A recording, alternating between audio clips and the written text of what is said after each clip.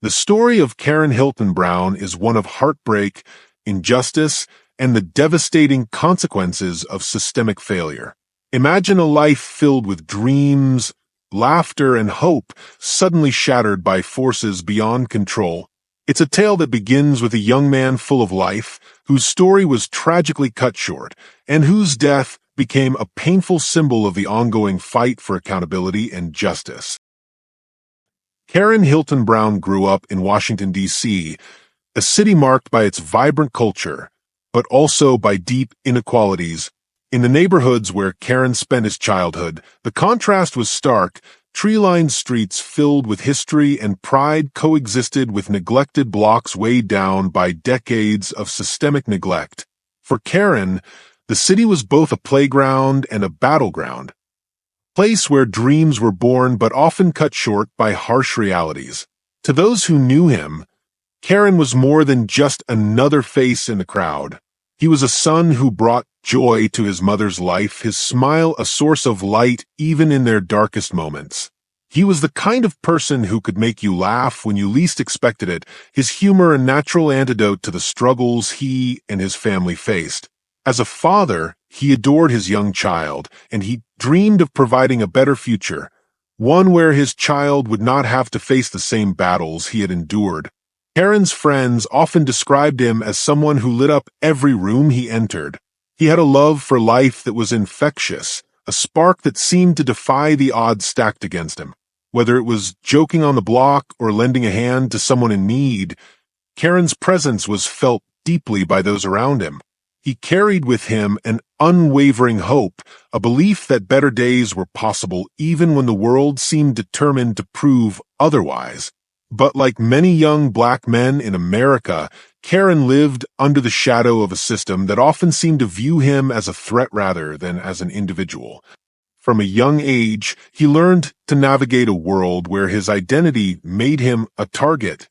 He was no stranger to the sound of sirens or the piercing gaze of suspicion. Yet, even in the face of these challenges, Karon refused to let fear define him. He dreamed of breaking free from the cycles that had entrapped so many before him. He envisioned a future where his child would grow up in a world that valued their life, their potential, and their humanity.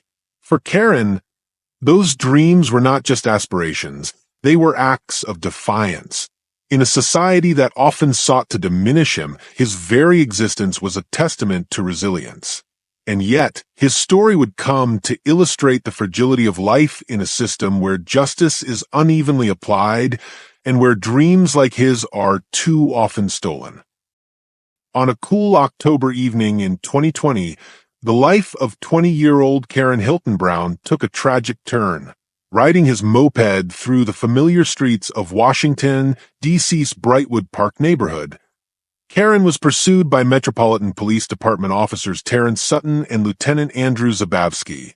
The officers initiated the chase, alleging that Karon was riding without a helmet, a minor infraction that would soon escalate into a fatal encounter.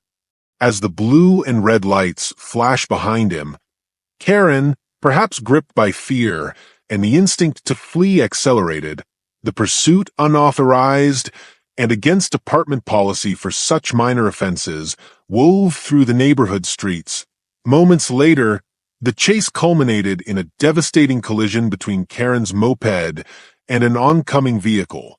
The impact was catastrophic, and the young father succumbed to his injuries shortly thereafter. In the aftermath, the community's grief was palpable. Karon's mother, Karon Hylton, was left to grapple with the unimaginable loss of her son. The pain of losing a child is indescribable, but to circumstances that felt preventable and unjust made it all the more excruciating. Every moment without Karon was a reminder of what had been taken from her, his laugh, his hugs, his dreams for the future. She found herself replaying the moments she had with him, holding on to memories that now felt like lifelines in a sea of sorrow. Vigils were held, candles lit, and tears shed for a life taken too soon. People gathered at the spot where Karon lost his life, laying flowers, placing handwritten notes, and standing in silence to honor him. His name was whispered in prayers and shouted in protests, becoming a symbol of both loss and resilience. Yet, as the grief settled in, so did a burning sense of outrage. The narrative that this was a mere accident was quickly challenged by those who knew Karon and by activists who saw a disturbing pattern. The unauthorized nature of the chase, the minor nature of the alleged infraction, and the fatal outcome all pointed to systemic issues within law enforcement's engagement with Black communities. To many, Karon's death was not an isolated incident, but a reflection of a deeply flawed system that disproportionately targeted individuals like him. His community began to demand answers, refusing to accept the tragedy as an unfortunate consequence of routine policing. They wanted justice, not just for Karon, but for all the lives that had been cut short by systemic racism and negligence. Karon's mother became an unyielding force in the fight for accountability. Her voice, raw with grief yet firm with resolve, became a beacon for those who stood with her. She spoke not only of Karon's death, but of his life, his dreams, his love for his child, his plans for the future. She humanized the boy behind the headlines, refusing to let him be reduced to a statistic or a fleeting moment in the news cycle. The outrage spread far beyond the boundaries of Karon's neighborhood. Activists, both local and national, rallied behind the cause, demanding systemic change. The story of Karon Hylton-Brown became a rallying point for those who had long fought against the inequities of the justice system. It was a reminder of the cost of inaction and the urgent need to reimagine a system that had failed too many times before. Protests erupted across Washington, D.C., as calls for justice grew louder. What began as a gathering of grieving neighbors quickly transformed into a powerful movement that swept through the city streets. Demonstrators chanted Karon's name, their voices echoing off the walls of government buildings as they demanded accountability for the officers involved in his death. The air was charged with emotion, grief, anger, and an unyielding determination to seek justice for a young man whose life had been cut short. The protests were not merely about Karon, they were a cry for systemic change. Signs bearing slogans like "Justice for Karon" and "End Police Violence" were held high, carried by people of all ages and backgrounds. Stories of other lives lost in similar circumstances began to surface, each one adding fuel to the fire. Karon's name became a rallying cry, joining a tragic litany of others who had lost their lives at the intersection of racial injustice and law enforcement. For his family, the protests were both a source of comfort and a reminder of their profound loss. Karon's mother, Karon Hylton, often stood at the front of the crowds, clutching a photo of her son. Through tears, she spoke of his dreams, his love for his family, and the life he should have had. Her voice, though heavy with grief, carried an undeniable strength as she demanded accountability for those responsible for her son's death. The period between Karon's death and the eventual trials of 2024 was fraught with heartache and frustration. As the legal system moved with excruciating slowness, the family's pain was compounded by a sense of abandonment. Each passing day felt like a silent dismissal of Karon's life, a reminder of how often justice seemed out of reach for families like theirs.